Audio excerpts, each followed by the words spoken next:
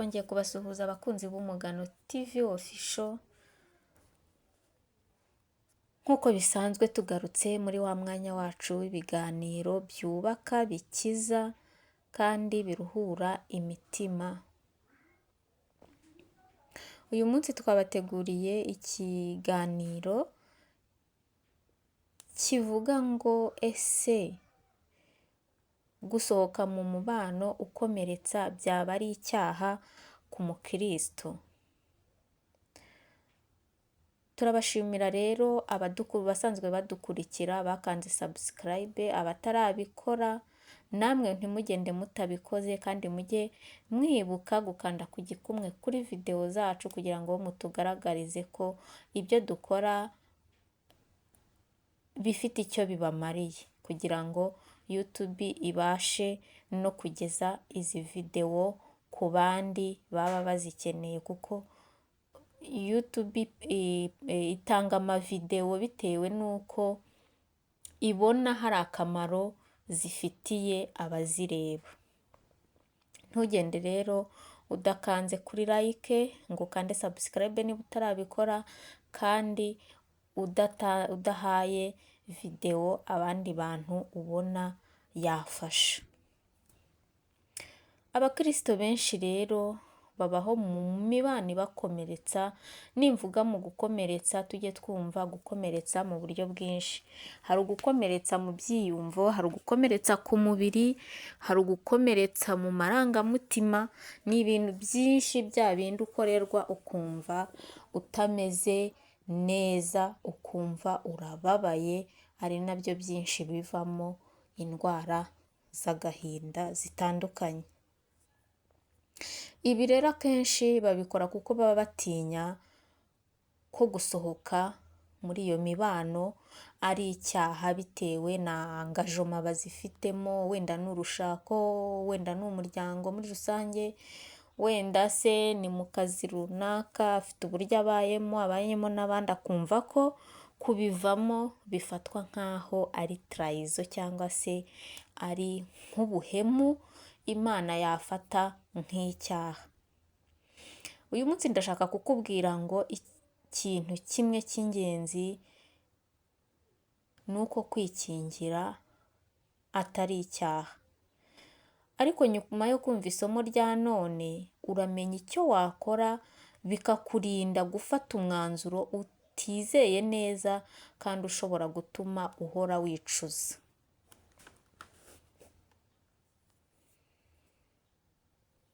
Muri make rero navuga ngo Imana ntago yifuza ko ubaho mu ihohoterwa ry'uburyo ubwo ari bwo bwose.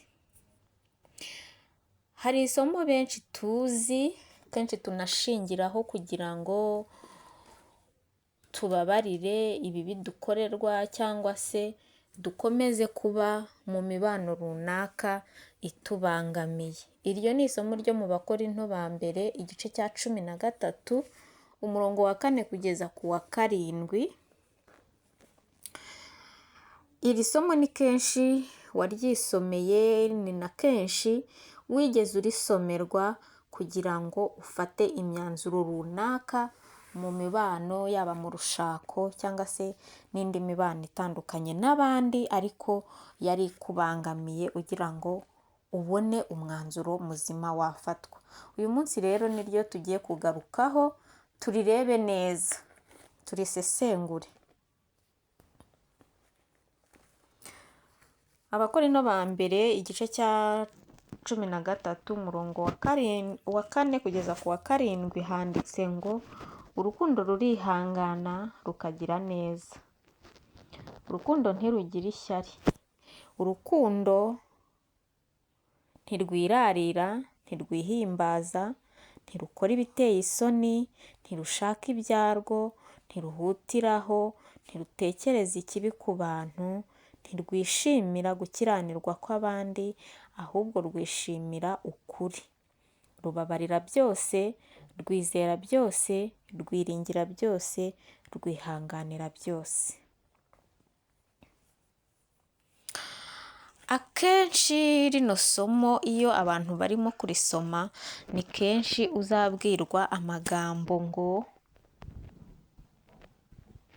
ntiruhutiraho, ntirutekereza ikibi ku bantu, ntirwishimira gukiranirwa kw'abandi, rubabarira byose, rwizera byose, rwiringira byose, rwihanganira byose. Ariko ni gake uzasubirirwamo cyane iyo uri muri ubu buzima turimo kuvugaho bw'ihohoterwa, ni gake cyane uzasanga usubirirwamo aya magambo ko rutagira ishyari, rutihimbaza, rutirarira, rudakora ibiteye isoni, rudashaka ibyarwo, rudahutiraho. Ibi ngibi ni gake cyane uzasanga ubisubirirwamo. Kubera iki? Kubera ko abantu muri rusange uko turi duhora dushaka gukurura twishyira. Umuntu akenshi ahora ashaka gukurura yishyira, niko kamere yacu iteye. Niyo mpamvu uzasanga uhatirwa, niba uri muri iyi mimerere y'ihohoterwa, uhatirwa kugira ngo ubabarire. Twabonye ko muri relationship irimo perversion narcissistique cyangwa se ihohoterwa n'aba bantu baba bafite imitekerereze cyangwa imyifatire yo kwikunda bikabije ituma bahohotera abo bari kumwe, uzasanga barangwa n'ikintu cyo kwirarira, kwihimbaza, gukora yewe ibiteye isoni babikorera abo bari kumwe, kandi uzasanga ari abantu kwa kwikunda kwabo bahora bashaka ibyabo. Bahora bashaka ibyabo, nta gushaka ibyashimisha abandi. Kuri bo nyine baba ari bo, ariko kuvuga ngo undi muntu ntabwo ibyo bitekerezo bijya bibaza hafi. Ariyo mpamvu nifuje ko dukoresha uno murongo kugira ngo tuze gusesengura neza, tumenye ese umukristo ni byiza cyangwa se ni ngombwa ko ashobora kuva mu mubano umukomeretsa. Ibi rero tubigarutseho twavuga ngo ntago Bibiliya ivuga ko Imana yifuza ko uba mu ihohoterwa, ahubwo Bibiliya ivuga ko urukundo rutagira ubugome, ikavuga ko rudakora ibiteye isoni, ko rudashaka ibyarwo. Ibi bintu rero umaze kubitekerezaho uhita umenya ibikwiye n'ibidakwiye. Niba umubano wawe wuzuyemo ibintu by'ubwoba, uhora ufite ubwoba, uhora wumva uri menase, uhora ucishwa bugufi. Gucishwa bugufi hano mvuga ni humiliation, guteshwa agaciro, kudahabwa agaciro cyangwa kuba umuntu ukwiye. Aha niho gucishwa, nicyo gucishwa bugufi tuba tuvuze hano biba bivuze. Ugenzurwa, ya controle iguhoraho, umeze nkaho uhora ureberwa muri loupe, muri kamera, kugira ngo imitekerereze yawe, ibyo ukora byose bihore biri sous controle y'umuntu runaka. Guhohoterwa mu magambo se cyangwa mu marangamutima, yewe no ku mubiri. Ibi ntago ari byo Bibiliya yita urukundo. Mu Bakorinto ba mbere igice cya 14:33 niho havuga ko Imana ari inyarukundo, ari Imana itari y'umuvurungano, ahubwo ari Imana y'amahoro. Iyo ubuzima bwawe rero bwuzuyemo guhangayika, ubwoba buhoraho, kutiyizera kandi bitewe n'umuntu runaka, ibyo rwose ntabwo twavuga ko ari ibiva ku rukundo Imana ishaka mu bantu. Yesu ntabwo yigeze ashyigikira gukandamizwa. Yesu yahagaze mu ruhande rw'abarenganaga igihe yari ari ku isi. Ntiyigeze asaba umuntu gukomeza aho akomeretswa kugira ngo agaragaze ukwizera kwe ko gukomeye. Muri Yohana igice cy'8:32 niho handitse ngo muzamenya ukuri kandi ukuri niko kuzababatura. Rimwe na rimwe ukuri ni uko ugomba kumenya ngo uyu mubano urangiza ubuzima bwanjye gake gake kandi nta mahoro mwufitiyemo. Kandi kugira ngo wemere ibyo ngibyo mu by'ukuri ntago ari icyaha kureba realite en face, ukareba ibirimo kuba nyabyo utikingiye, utivuye mu maso kugira ngo utabasha kubibona. Ntago kwikingira amaso ngo utabona ibirimo kukubaho, ntago mu by'ukuri ariko wavuga ngo nibyo byiza. Ahubwo ugomba kureba ukuri kubaho ukanakora igikwiye. Ikindi kandi twavuga ni uko kubabarira atari ukuguma aho uri guhohoterwa cyangwa aho uri kugirirwa nabi. Kubabarira ni igikorwa cy'umutima, ni n'igikorwa cyiza rwose. Ariko gushyiraho imbibi ni ikindi gikorwa cy'ubwenge. Umuntu muzima uzi ubwenge agomba kugira imbibi runaka zitarengerwa n'umuntu uwo ari we wese. Imana iguha ubwenge bwo kurinda ubuzima bwawe, gusa hari exception ngira ngo mvugeho. Hari video mperutse gutegura navuzemo ku gitabo kimwe cyanditswe n'umuhanga mu bya filozofiya na teolojiya witwa Rita.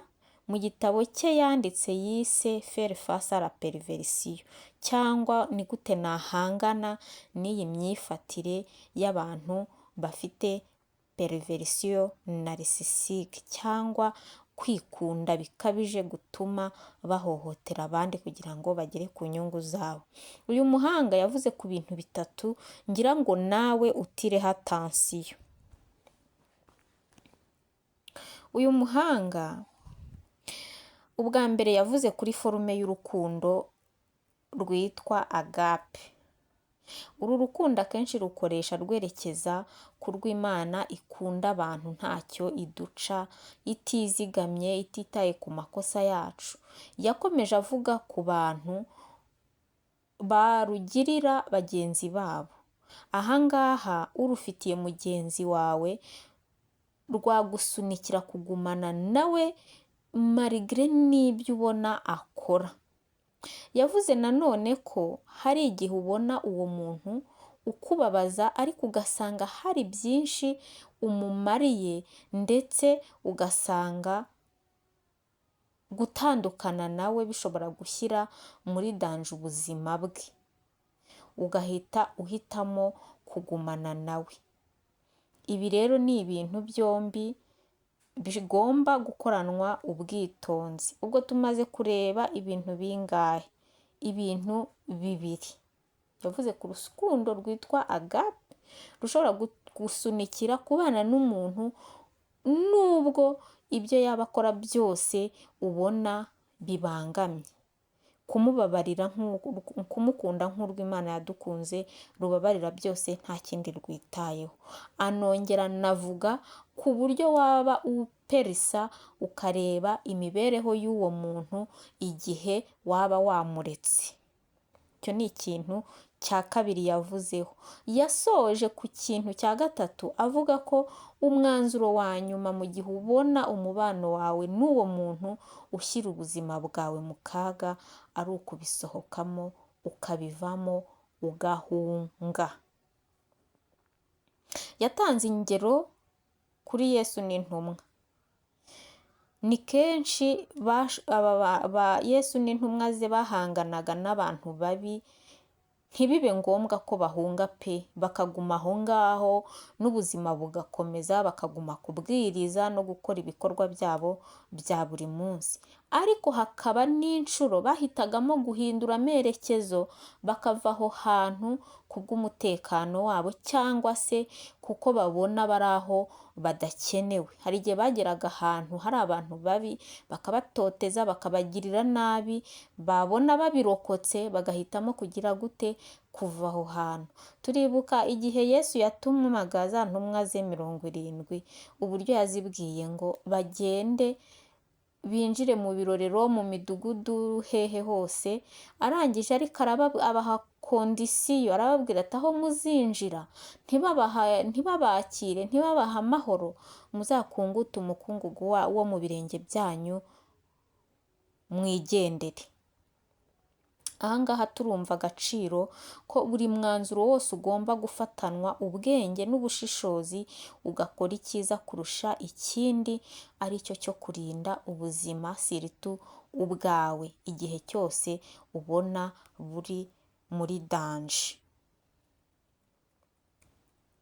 Niba rero wibaza uti ese gusohoka mu mubano ni icyaha? Ushingiye kuri ibi ngibi tumaze kuvuga, reka nkwibutse ngo guhitamo umutekano ntago ari icyaha. Guhitamo amahoro ntago ari icyaha. Guhitamo gukira ntago ari icyaha. Ahubwo icyaha ni ukuba wakomeza guha agaciro ihohoterwa uri gukora ku buzima bwawe, kurusha uko waha agaciro kubaho kandi ukabaho neza. Ntabwo icyaha ari uguhunga ihohoterwa, ahubwo icyaha ni ukuba waritegera agahanga. Ihohoterwa rigira ingaruka nyinshi. Hari ikintu njya nkunda kuvuga, hari igihe twabonye ko akenshi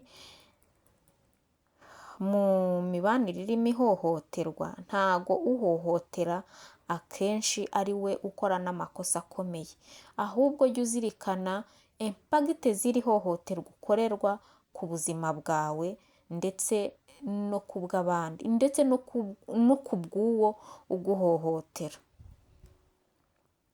Buriya ni gake cyane uzasanga umuntu uhohotera undi yakoze amadega akomeye, ahubwo uzasanga umuntu uhohoterwa ari we birangiraho finari, ari we ukoze dega zimwe zikomeye zigaragarira umuntu uwo ari we wese. Kuko abaperiveri narisisike bo ni sitarategike, bakora ibintu byabo mu buryo bw'isuku, buba busukuye ku buryo udashobora no kumenya ngo yakoze iki, ahubwo ugasanga umuntu akorera ihohotera ari we wakoze noneho cya gikosa kimwe kibyibushye buri wese areba akavuga ngo uyu muntu koko yakoze gafe. Swati yabikoze yidefanda, swati yabikoreshejwe n'umujinya, kubera wenda nabivuga ngo ikizi, kubera ko umuhohotera yiyeranje. Ubundi umuperiveri narisisike ariyeranje akagusunika kure hashoboka, ku buryo ukora ikintu kiri inimaginable nawe utatekerezaga ko ushobora gukora. Aha ngaha rero ugasanga ukoze ikosa utari watekereje bitewe n'umubano urimo ugukomeretsa. Iki ni ikintu ugomba gutekerezaho, ukagitekerezaho kenshi. Umunyamakenga rero nk'uko Bibiliya imuvuga mu Migani 27:12, umunyamakenga iyo abonye ibibi bije arabyikinga, ariko umuswa arakomeza akabijyamo akababazwa nabyo. Muri make rero navuga ngo ntago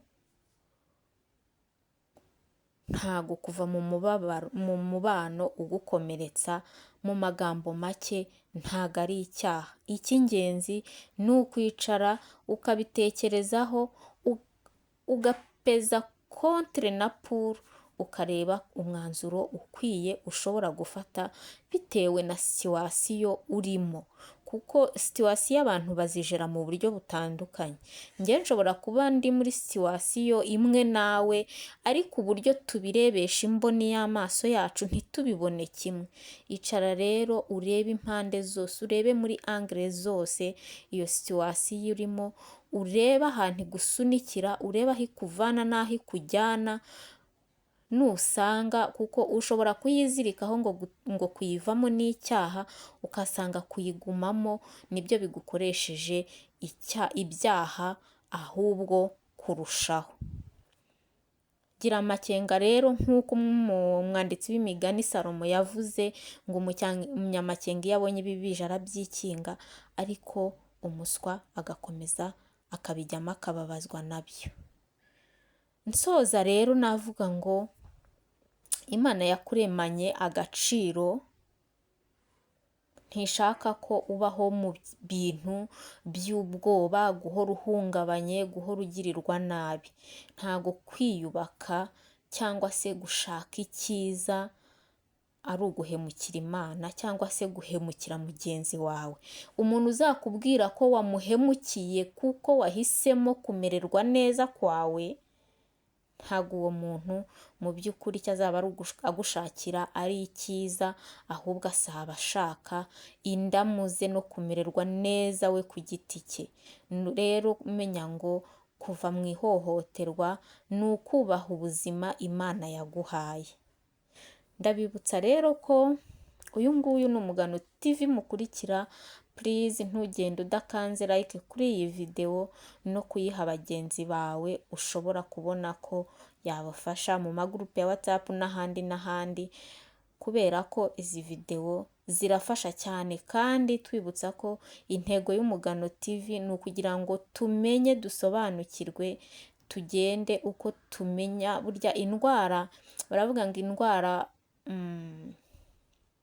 ikintu wamenye ntago kiba gishobora kukwica, kuko kukimenya nicyo kigufasha kugira ngo ugitorere umuti. Ibyo rero yo intego y'Umugano TV ni ukugira ngo tumenye, dusobanukirwe, ubundi dutangire gukira ubundi dukomeze mu buzima bwo kubaho neza, kumererwa neza, dufite amagara mazima, haba ku mubiri ndetse no mu byiyumvo n'amarangamutima. Reka dusoreze ahangaha rero ikiganiro cy'uyu munsi, naho akagaruka. Turabakunda cyane.